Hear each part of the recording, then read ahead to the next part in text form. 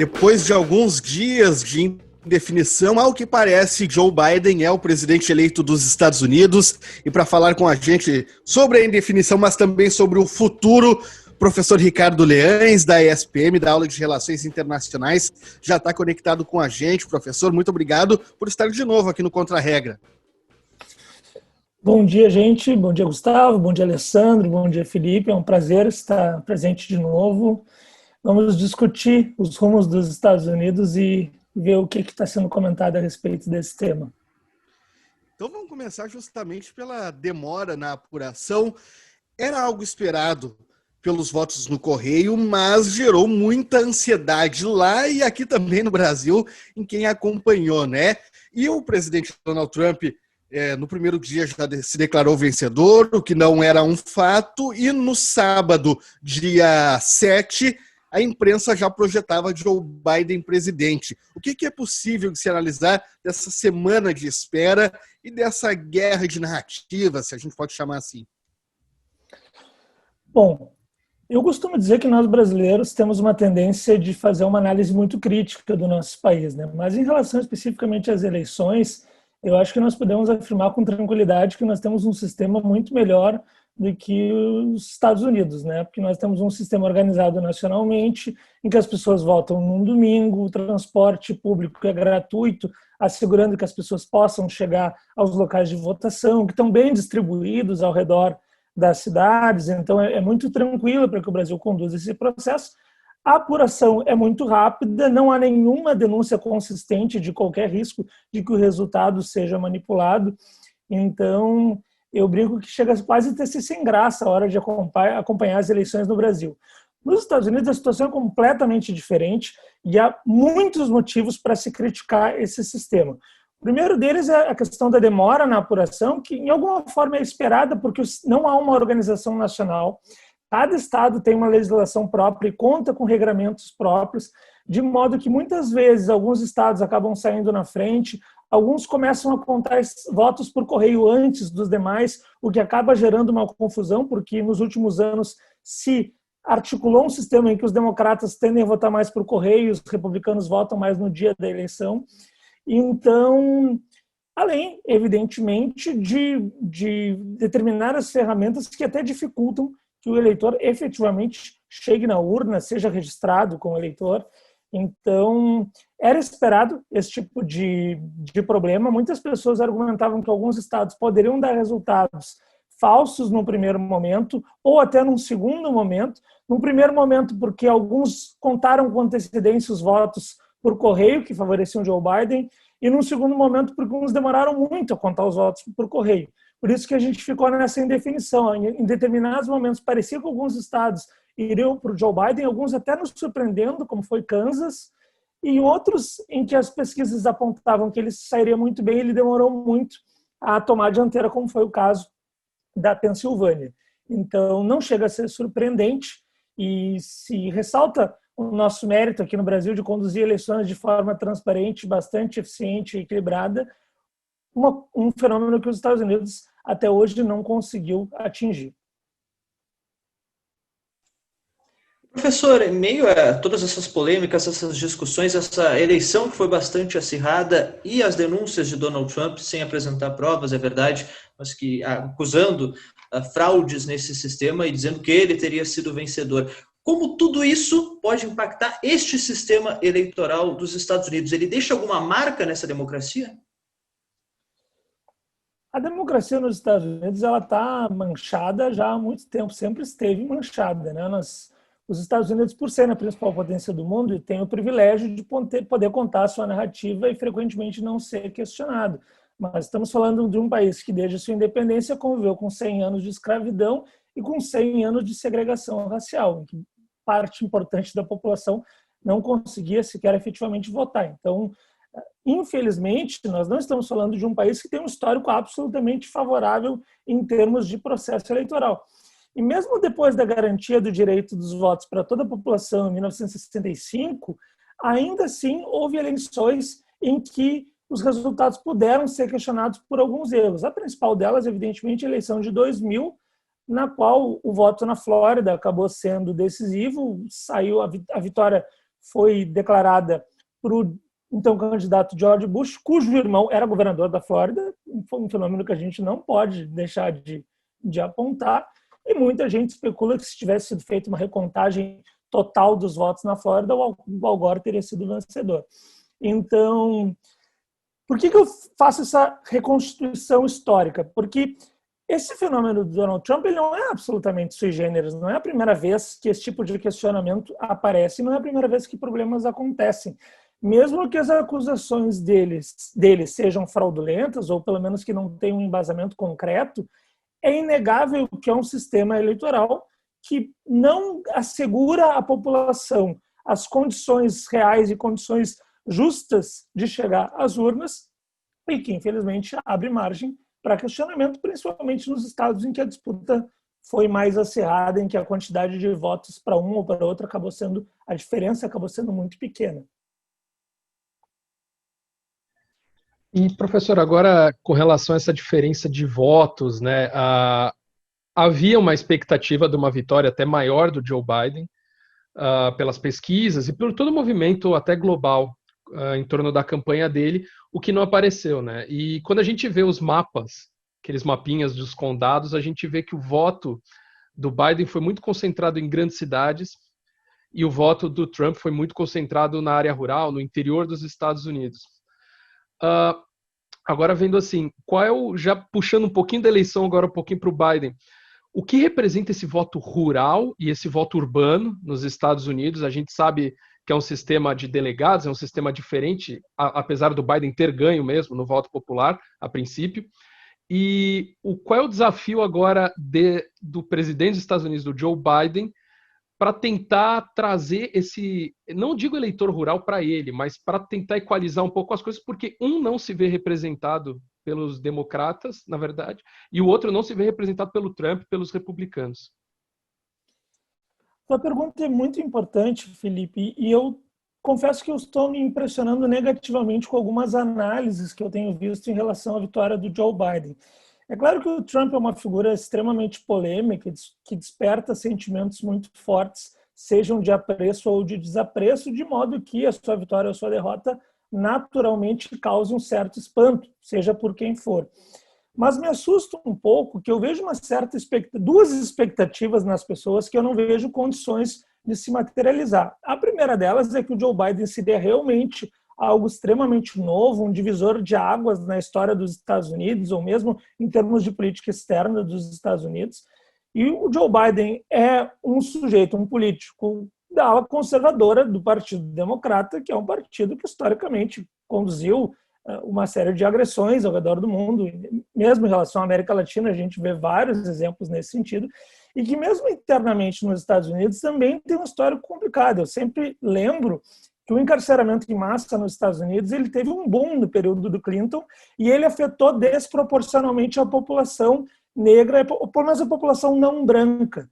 Então, como a gente sabe que essa questão racial é um dos temas que mais tem pautado a política nacional nos últimos anos, nós não temos a certeza de que o governo Joe Biden possa solucionar ou pelo menos melhorar a situação da população não branca nos Estados Unidos. E o segundo ponto, além desse entusiasmo que eu considero exagerado em relação ao Joe Biden, o segundo ponto que me preocupa é a análise de que o período Trump acabou, de que o trumpismo acabou. E exatamente a tua pergunta já contém a resposta, né? A eleição de 2020 ela foi muito parecida com a eleição de 2016. Vamos lembrar, primeiro, a eleição nos Estados Unidos não é o voto popular que decide. O Trump, em 2016, ele é um sujeito tão vaidoso que ele chegou até a dizer que se a eleição fosse por voto popular, ele teria feito uma campanha diferente e que teria vencido igual. Claro que isso vai ficar na especulação, mas um ponto é verdade. A maneira que os norte-americanos, que os candidatos conduzem a campanha é diferente em função do voto por estado. O Trump não fez nenhuma rodada de campanhas na Califórnia. Ele não gastou muito dinheiro na Califórnia. A gente não sabe como a eleição teria sido se o voto for popular, se fosse realmente esse o critério. Talvez o Joe Biden tivesse saído melhor, talvez o Trump tivesse saído melhor. Não sabemos. O ponto é esse. Fica na especulação. O que a gente sabe concretamente é que em 2016 Como tu muito bem colocaste, o Partido Democrata ganhou no voto popular, foi muito bem nos centros urbanos e perdeu no interior, perdeu nas áreas rurais do país. Isso se manteve. A grande diferença é que em 2016 o Trump venceu vários estados por uma margem muito pequena de votos. E como o sistema, na maioria dos estados, é aquela ideia de que quem vence o estado, ainda que seja por um voto, leva todos os delegados, ele acabou se saindo vencedor no colégio eleitoral também. O que aconteceu foi que esse ano quem venceu vários estados por uma pequena margem foi o Biden. Agora, o que isso indica? Que o trumpismo não perdeu força, ou ele segue muito forte. Em algum nível, eu posso dizer que ele até está mais forte, por dois motivos. Primeiro, a votação total do Trump aumentou de 2016 para 2020, mesmo que ele tenha perdido no colégio eleitoral e no voto popular. Então, poucas pessoas abandonaram o Trump e foram para um outro campo, ou deixaram de votar, ou mesmo foram para o Biden. O que aconteceu é que aumentou o percentual de pessoas que votou, porque o voto lá nos Estados Unidos não é obrigatório. E o segundo ponto é aquele que tu colocaste, Felipe. Os eleitores do Trump não consideram o Biden como seu presidente e muito provavelmente vão seguir buscando todo tipo de mecanismo, de alternativa para minar a sua presidência, sobretudo por meios institucionais, mas talvez não só por meios institucionais, talvez por meios extra-institucionais, extra-legais. Não temos certeza ainda do que vai acontecer. Mas o que me preocupa é essa análise um tanto quanto ingênua de que, em primeiro lugar, o Joe Biden possa representar uma mudança muito significativa. A gente não tem bola de cristal, mas até agora nós não temos elementos para afirmar isso. Mesmo quem não queria que o Trump vencesse as eleições, do ponto de vista de uma análise fria e objetiva, não pode afirmar isso. Claro que, às vezes, o candidato é eleito com uma plataforma e acaba executando outra. Pode ser que o Joe Biden nos surpreenda favoravelmente nesse aspecto. Mas o segundo ponto, e esse sim, nós não precisamos de bola de cristal, basta fazer uma análise. O trumpismo não perdeu força, ele segue forte e ele vai ter condições, seja com o Donald Trump, seja com outro candidato, a menos que a situação mude, a menos que haja uma alteração na correlação de forças, ele vai ter grandes chances de disputar eleições fortemente em 2024. Então, a ideia que eu vi muito nos últimos dias de que o período do Trump foi um interregno estranho na história, como se fosse quase assim um surto no meio de uma normalidade, me parece equivocada. E é isso que nós vamos ver nos próximos meses. O Felipe falou da questão dos mapas, né? E acho que nunca a gente viu tanto mapa na vida pintado de vermelho e azul. Queria ressaltar 3 regiões que chamaram bastante atenção. A primeira, a Flórida, que as pesquisas diziam que iriam para Joe Biden e não, ficou com Donald Trump, e até a gente pode discutir a questão do voto latino, que se falou bastante. A segunda, a questão da Geórgia, que teve um peso muito grande na região de Atlanta, daí uma região de alta densidade populacional. E a terceira região que eu queria que o professor comentasse é a do Cinturão da Ferrugem, pegando a Pensilvânia, Wisconsin, Michigan, que tenderam para Trump em 2016 e agora estão do lado democrata, ainda que por margens pequenas. Bom, vamos lá então. Primeiro ponto. O único item em que a gente pode apontar um crescimento significativo dos democratas é por ter mais gente ter comparecido às eleições em 2020 do que em 2016. Essa foi a grande virtude dos democratas e é por isso que eles venceram a eleição. No sentido do voto por minorias ou por etnias, não sei se esse é o melhor termo, mas vamos considerar que seja hoje, até o Trump obteve algumas vantagens. Ele teve uma votação boa entre os latinos, sobretudo na Flórida, onde ele venceu e venceu com facilidade. Ao contrário do que apontava algumas pesquisas de que a eleição pudesse ser disputada voto a voto, ele venceu com facilidade. Flórida foi declarada bem cedo e foi uma das últimas vezes, e foi uma das primeiras vezes que isso aconteceu de modo favorável para um democrata em muito tempo, para um republicano, perdão, em muito tempo. Na Geórgia, de fato, houve uma surpresa positiva para os democratas em função de, como tu muito bem colocaste, dos votos nas áreas urbanas terem ido majoritariamente para o Joe Biden, talvez tenha sido a grande novidade. E no cinturão da Ferrugem, no Rust Belt, eu acho que aí a situação talvez seja um pouco mais mista. porque sim, é verdade que o Trump venceu Wisconsin, venceu Pensilvânia, venceu Michigan, venceu Ohio. Esse ano ele venceu Ohio, e venceu Ohio por 8 pontos, a mesma vantagem que ele tinha vencido em 2016. E nos outros estados, ele perdeu por uma diferença muito pequena, e ele tinha vencido por uma diferença muito pequena. Só que nesse caso, tem um agravante. Ele concorreu em 2016 prometendo trazer empregos industriais de volta para aquela região, e ele não entregou isso. Então vejam que ele prometendo algo que seria muito bom, ele venceu por uma pequena margem. Ele governou, ele não entregou o que ele prometeu, ou seja, o normal seria imaginar que ele iria muito mal nessa região, e ele perdeu por pouco, ou seja, simplesmente mudou um pouquinho o patamar em relação a 2016. Então, mesmo com a derrota, do ponto de vista da força do trumpismo, segue muito forte, segue muito significativo, e temos dúvidas em relação ao que vai acontecer. Não sei se o Joe Biden pretende lidar com essa situação de uma forma diferente do que os democratas lidaram ao longo dos últimos anos. Os democratas, em geral, apoiaram tratados de livre comércio que, na visão dos norte-americanos, apenas transferiu indústrias dos Estados Unidos para o exterior. Até existem alguns indicativos de que ele possa estar concordando com a visão mais favorável, mais naquela linha do Trump de defender que os empregos voltem para os Estados Unidos, embora a gente saiba que a história só anda para frente, ela não anda para trás. Então é difícil que isso aconteça sem um rearranjo. Não é voltar ao que era antes, não existe. A gente pode ter uma solução nova que implique o equacionamento dessa questão. Mas até agora eu não vi qual seria essa solução nova. Mas, de maneira geral, o que nós podemos dizer é isso. Sinteticamente, o Trump conseguiu ganhar votos na população latina, sobretudo. Ele perdeu na Geórgia, o que realmente nos surpreendeu. Eu via algumas pesquisas dizendo que o Biden poderia ganhar na Geórgia, mas parecia que não ia acontecer, parecia que ele ia acabar perdendo no final, mas foi um lugar em que as pesquisas mais ou menos foram bem adequadas. Agora, no cinturão da ferrugem, mesmo que, sim, Trump tenha perdido estados onde ele venceu em 2016, e sim, isso tenha lhe custado a eleição, a diferença foi muito pequena. Então, não podemos fazer uma análise além do que está nos colocado pelos mapas que a gente viu. Professor, eu quero aproveitar toda essa análise sobre o trumpismo e o futuro dele, embora seja muito nebuloso, ainda a gente não possa, claro, afirmar o que vai acontecer. Agora, o senhor falou que acredita em Trump tentando uma reeleição em 2024, o que já seria mais uma quebra de paradigma dentro dos Estados Unidos, porque normalmente quem perde sai da disputa, não volta para tentar uma eleição.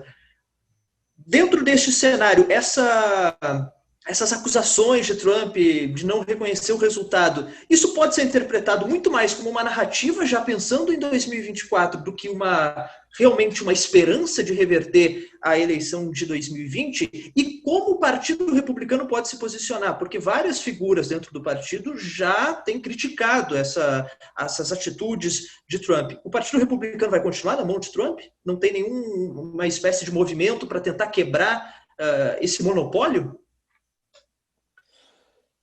Assim, não é tanto que eu espere que o Trump seja candidato em 2024, quanto eu imagino que o que o elegeu em 2016 seguirá vivo em 2024, a menos que haja uma mudança muito significativa que o Joe Biden nos surpreenda.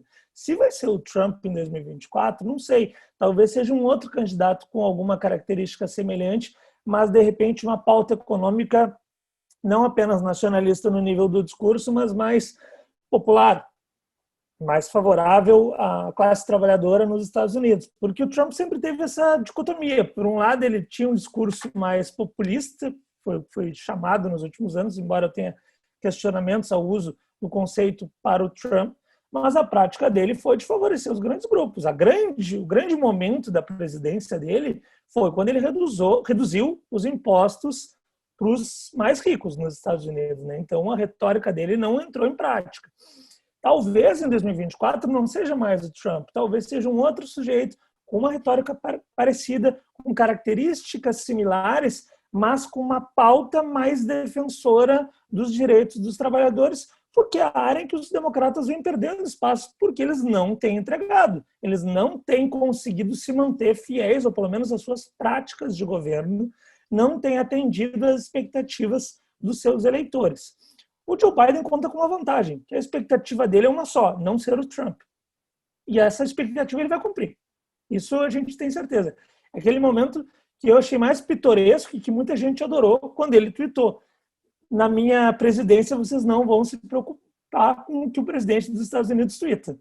Que eu admito que do ponto de vista de marketing foi genial, mas que vamos combinar, não significa nada, né? Tá, que bom que nós não nos preocupamos com o Twitter do presidente, mas e para a população, o que significa em termos de emprego, em termos de renda? Para a população que está sendo assassinada pela polícia, o que significa? Não significa nada, né? Mas ele se coloca bem no sentido que ele pretendia se colocar. E acho que não tem risco de acontecer um fenômeno Obama, por exemplo, que acabou causando uma frustração muito grande. Agora, se o Partido Republicano, em 2016, vamos lembrar que ele fez alguns movimentos ainda durante as prévias para tentar frear essa onda do Donald Trump. Teve aquele discurso do candidato em 2012, que agora me deu um branco no nome do candidato de 2012, que perdeu. O Romney. Exato, Mitt Romney. E ele fez um discurso, alertou para os perigos do trumpismo e tudo mais, mas nada aconteceu. Inclusive, depois, Trump ainda conseguiu uma foto almoçando com ele, que era evidentemente uma intenção do Trump de mostrar: olha só, eu ganhei, tu perdeu e tu está aqui pedindo favor para mim. Depois ele até tentou se vingar, votando favoravelmente ao impeachment do Trump, mas ele votou favoravelmente ao impeachment do Trump também, porque ele sabia que o impeachment não ia passar. Então, a gente sempre tem que cuidar alguns melindres da política que frequentemente passam, muitas vezes é muito mais uma atitude pro forma do que no nível da realidade. Os republicanos não fizeram nada para prejudicar a presidência do Trump, e eu até cogitei que isso pudesse ter acontecido lá atrás, porque o candidato a vice dele é um republicano mais tradicional. A pergunta é: por que eles não fizeram nada para prejudicar a presidência do Trump, se quem assumiria é alguém que supostamente está mais no feitio do Partido Republicano? Me parece que essa oposição, essas críticas que alguns republicanos fazem, é muito mais no nível da aparência, muito mais no nível da retórica, do discurso, da forma, do que efetivamente no conteúdo. E eu acredito que sim, o Donald Trump seguirá como a alternativa mais forte do Partido Republicano, mesmo que ele não venha a ser candidato, talvez ele nem vivo esteja até lá, a gente não sabe o que vai acontecer, ele já é uma pessoa idosa, mas ele seguirá com muito apoio. Ele tem uma capilaridade, ele conseguiu uma coalizão muito consistente. Essa coalizão não venceu a eleição, mas vamos lembrar, gente, a gente falou sobre as eleições dos Estados Unidos lá por julho. Eu cheguei até a dizer para vocês que eu achava estranho o Trump perder uma eleição para o Biden. Evidentemente, perdeu. Agora, então, nesse sentido, eu estava errado. Agora, vejam por o quão pouco eu errei. E eu errei num contexto em que morreram 200 mil pessoas nos Estados Unidos. Morreu mais gente nos Estados Unidos do que desde a Guerra Civil. Mais norte-americanos desde a Guerra Civil. Mais do que morreu no Vietnã. Então, assim, seria o cenário perfeito para o desastre. E não foi. Perdeu as eleições? Perdeu. Mas ele ainda sai com condições de manter o seu movimento forte. Assim como os democratas não foram varridos do papel em 2016, o Trump não foi varrido. Não faz sentido imaginar que apenas por uma derrota por poucos votos, como foram as duas, possa simplesmente fazer evaporar. Então, o que significa? Que vai tudo continuar igual para 2024? Não necessariamente, mas tem que haver um rearranjo na relação de forças. Se o Joe Biden conseguir fazer esse rearranjo e mais ou menos, não unir o país, porque eu não gosto desse tipo de discurso, mas pelo menos sair vencedor dessa polarização constante, pode ser que sim. Só que tudo que ele tem apontado nos últimos tempos é que ele vai tentar uma coalizão com os republicanos. No debate a vice-presidente, a gente viu a Kamala Harris exaltando a presença de republicanos na chapa do Joe Biden, exaltando, por exemplo, o Colin Powell, que foi um dos grandes responsáveis pela guerra do Iraque de 2003. Será que vai ser esse sujeito que vai conseguir equacionar os problemas? Não sei. Um outro cenário, a gente não foi perguntado, mas que eu acho que a gente tem que estar de olho, uma possível desintegração do Partido Democrata. Vamos lembrar que a esquerda no Partido Democrata, representada sobretudo pelo Bernie Sanders, mas também pela Alexandria Ocasio-Cortez, ela está se fortalecendo. Ela deu uma trégua para o Joe Biden, porque queria que o Trump fosse derrotado, mas eles vão voltar com força. Então, será que não pode haver o surgimento de mais um partido, agora um partido com mais força? Não sei. É isso que nós temos que observar no futuro próximo. Professor, só pegando aquele gancho das mortes, o coronavírus foi o maior cabo eleitoral do Biden nessa eleição, porque a minha impressão é que essa presença massiva dos americanos, um monte de gente votando, tem muito a ver não só com o Trump, mas muito com o coronavírus. Eu acho que a reação do Trump em frente ao coronavírus, essa é a minha impressão. Agora, eu queria entender se isso tem algum fundo de verdade ou é só uma especulação minha. Eu acho que sim, Felipe.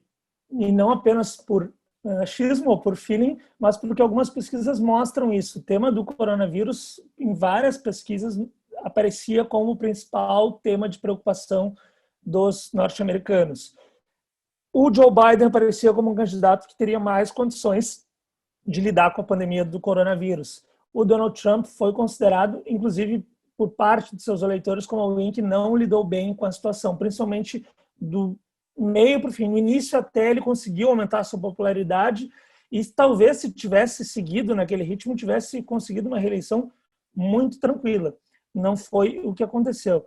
O Trump chegou, inclusive, a embarcar numa estratégia muito, muito, muito equivocada, que foi ser contra o uso das máscaras, que 85% da população considerava como necessária e não faria nenhuma diferença do ponto de vista da abertura da economia. Ele poderia seguir defendendo a abertura da economia, mas com o uso de máscara.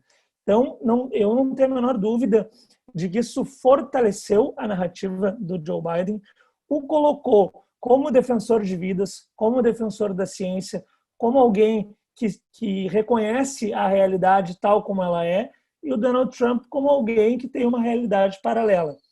Então, é muito provável que não fosse a pandemia, não que não fosse a pandemia, que não fosse a má reação do Trump à pandemia, é muito provável que o resultado teria sido diferente. Se suficiente para uma vitória, não sabemos, mas temos sim elementos suficientes para considerar o tema do coronavírus como um dos principais para a derrocada do Trump nas eleições de 2020.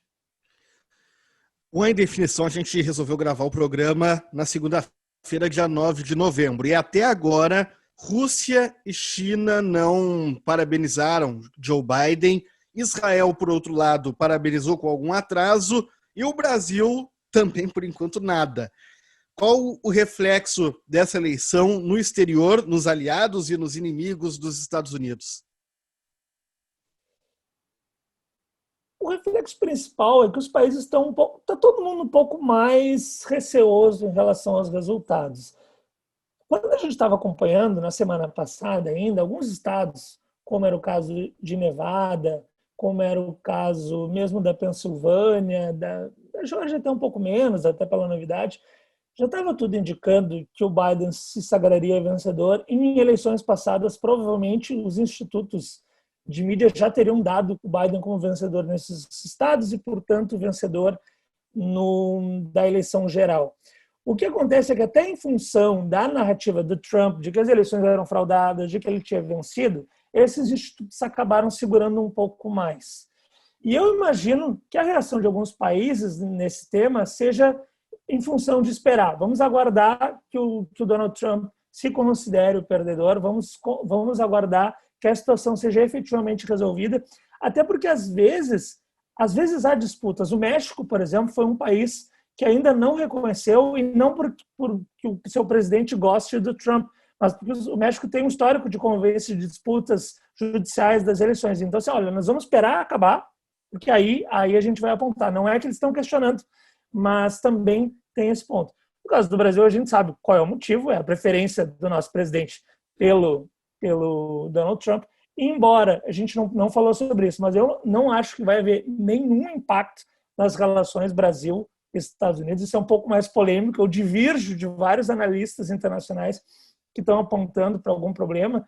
Eu acho assim, o Brasil tem uma postura subserviente aos Estados Unidos, não ao Donald Trump, mas aos Estados Unidos. Isso vai se manter com o Joe Biden.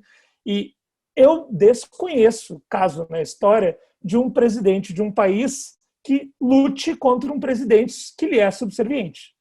Talvez o Joe Biden seja o primeiro, talvez, mas eu acho bastante improvável. Vamos aguardar, mas eu acho bastante improvável. E no caso da Rússia e da China, me parece isso também. A China foi um país muito criticado pelo Donald Trump, a Rússia menos, mas o Donald Trump não mudou a política que vinha sendo executada pelo Obama. Antes, as sanções não foram todas levantadas, então ficou mais no nível do discurso do que efetivamente na prática, embora num contrafactual, talvez a gente possa esperar que a Hillary teria sido mais agressiva, não sei. Mas eu imagino que os países estão esperando porque eles não querem correr o risco de anunciar a vitória do Biden e daqui a um pouco, se acontecer qualquer problema, eles tenham que lidar com o Trump vencedor. Eu acho que é muito mais cautela do que efetivamente eles estão imaginando que vai ser um resultado diferente. Professor Ricardo Leães, da aula de Relações Internacionais na ESPM. O Felipe e o Alessandro me mandaram já mensagem no WhatsApp que o tempo está acabando. Eu queria ficar mais algumas horas debatendo esse assunto que eu gosto bastante, mas não vão faltar oportunidades. Muito obrigado, até uma próxima. Gustavo, Alessandro, Felipe, o agradecimento é todo meu. É sempre um prazer participar do programa de vocês. É de excelente nível. A gente precisa debater mais a política internacional, que é um tema que, infelizmente, costuma ser debatido com base no achismo, com base na aparência, com base apenas nos discursos dos presidentes. Nós precisamos fazer uma análise mais minuciosa, que leve em consideração mais aspectos e aspectos mais importantes do que, eventualmente, a declaração ou o Twitter de um dos candidatos, que é o que, infelizmente, costuma ser feito na imprensa em relação a esse tema. Então, é uma satisfação muito grande, me coloco à disposição e vamos aguardar. Teremos certamente muitas oportunidades para debater os Estados Unidos nos próximos meses e próximos anos.